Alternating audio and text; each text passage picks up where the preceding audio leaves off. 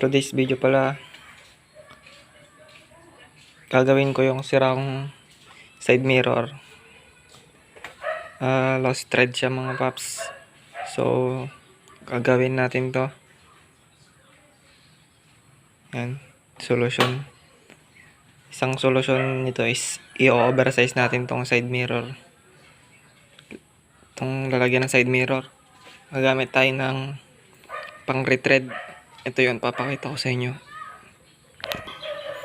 So yun mga paps, ito yung pang retread. Yan. Yung size pala nito is 10mm. I-oversize natin tong side mirror niya para may lagay natin yung side mirror extension. Papakita ko naman sa inyo yung side mirror extension. Ito yung side mirror extension mga paps, pang Yamaha to. 10mm itong thread niya para mailagay natin siya dito. Yan.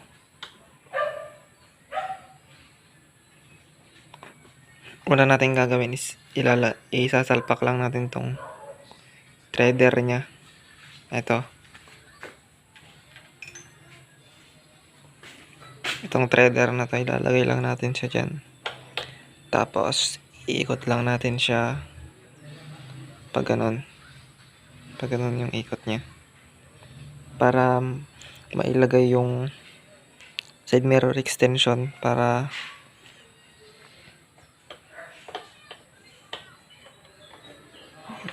yung price pala nitong threader na to is 90 lang. Punta kayo sa mga motor shop. Ayan, pakita nyo na lang to. Basta shop na may pagbibilan ng ganitong tools. Ayan. Pakita nyo na lang to mga paps. 90 pesos lang to. Kaysa bumili tayo ng bagong ganito, 250. Pwede naman natin siyang i-oversize para malagyan ulit ng side mirror. Kaso hindi na pwede yung size stock kasi 8mm lang yung size stock. I-oversize nga natin to ng 10mm kaya hindi na magkakasya yung size stock. So yan, ilalagay ko na siya mga smash. So ayun mga kasmash, na ilagay ko na tong threader. Gamit na lang kayo ng martilyo para may pasok yon. Tapos siguraduhin nyo na pantay. Kasi pag hindi pantay yan mga paps, pangit yung pagkakabit ng threader. Yan. But make sure na pantay yan.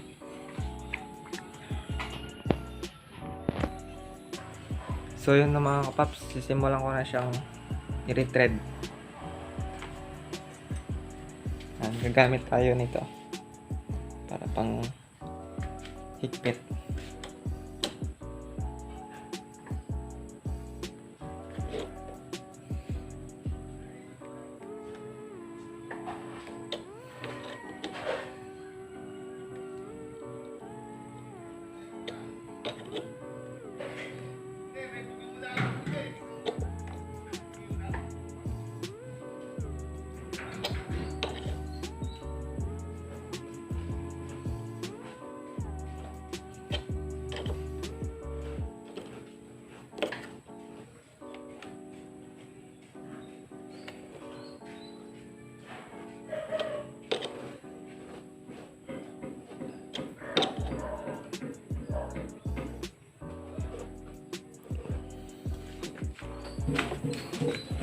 Ginawa ko tong video na to mga paps kasi naranasan ko ng malos threadan.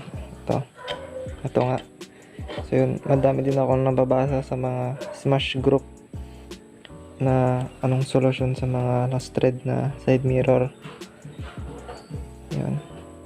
Yung solution dito is i-oversize nyo lang siya ng 10mm. Tapos bibili kayo ng pang Yamaha na side mirror extension.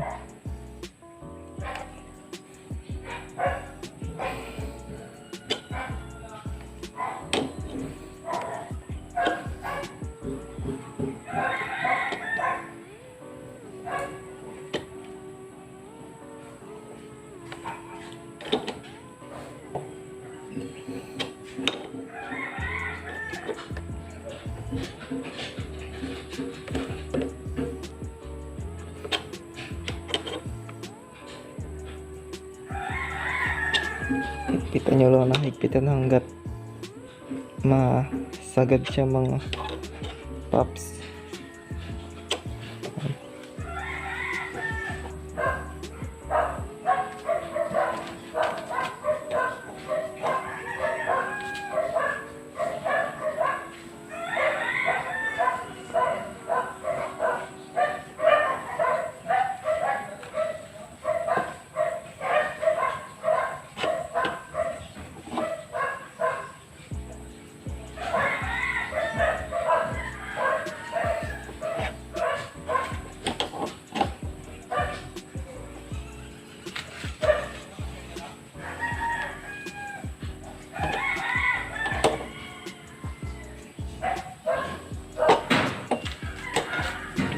So yun na mga paps, basic lang naman mag-oversize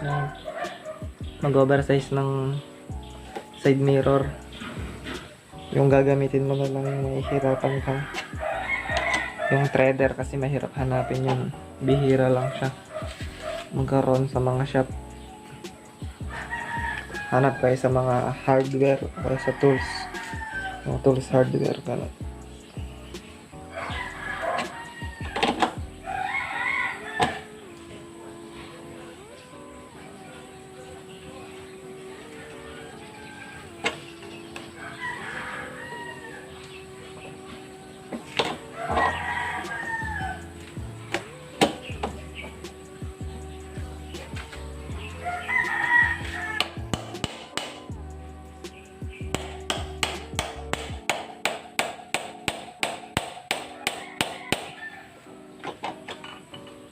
So yun ang mga paps, na sagad ko na siya.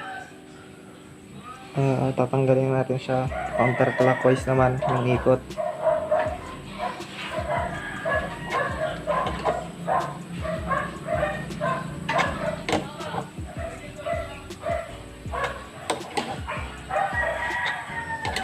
Tapos subukan na natin siya lagyan ng side mirror extension kung kagana. So yun, basic lang naman.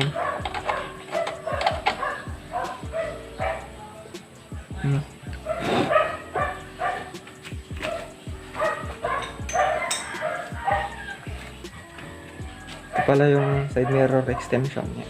Pwede kayong gumamit ng Honda o kaya Yamaha. Pero yung ginamit ko mga kasmash is pang Yamaha. Try na natin kung kaya.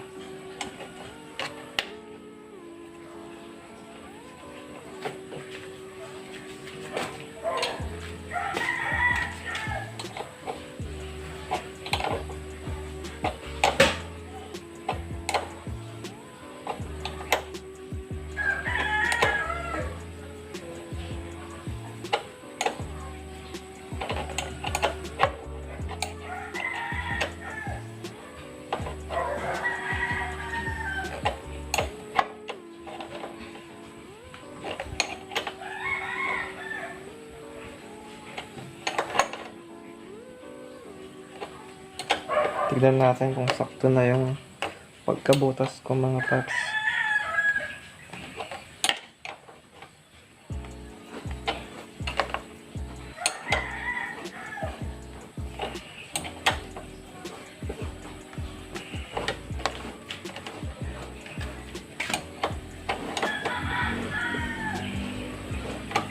So yun mga paps, hindi pa masyadong nalaliman yung butas. Tanggalin ko muna ulit.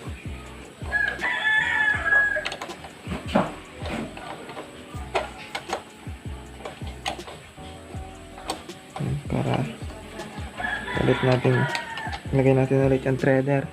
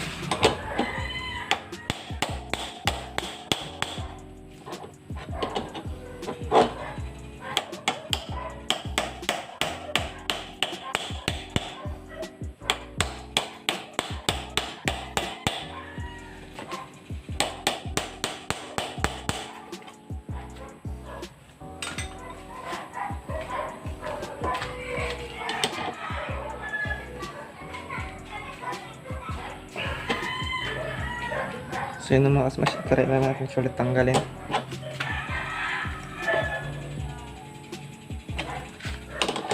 Counterclockwise ulit yung ikot.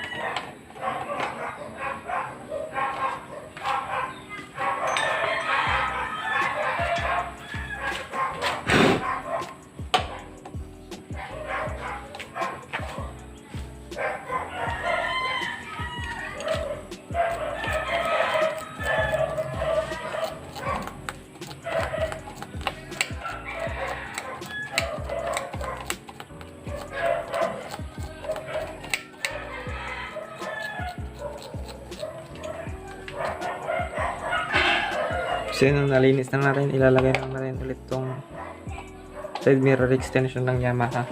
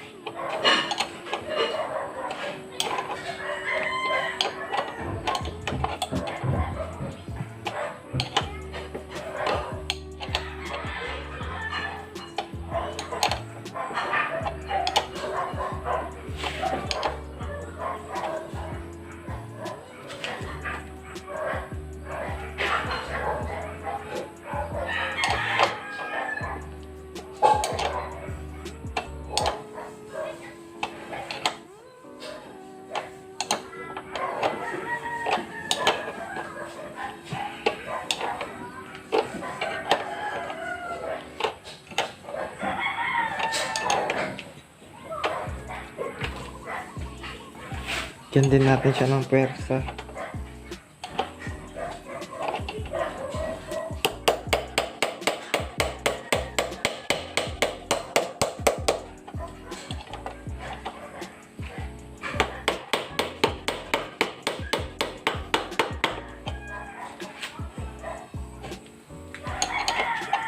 Na lang.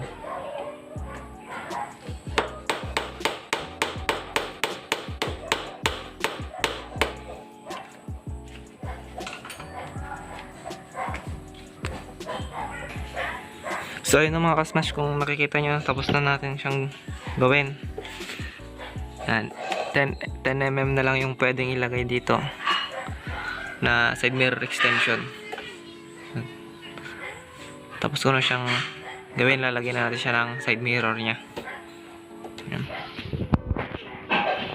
Inuulit ko mga kasmash, hindi nyo na pwedeng ilagay ulit yung stock na side mirror kasi 8mm na yung size nun. Ang require na lang na size ng side mirror pag maglalagay kayo is 10mm na lang, hindi na siya pwede ng 8mm. Ang gagamitin nyo na lang na mga side mirror is pang Yamaha or Honda na lang ang pwede dito. So yun, lalagyan ko na siya ng side mirror. Tapos kung di ka pa pala subscribe sa akin channel, please click subscribe, hit the notification bell, like and share. So ride safe.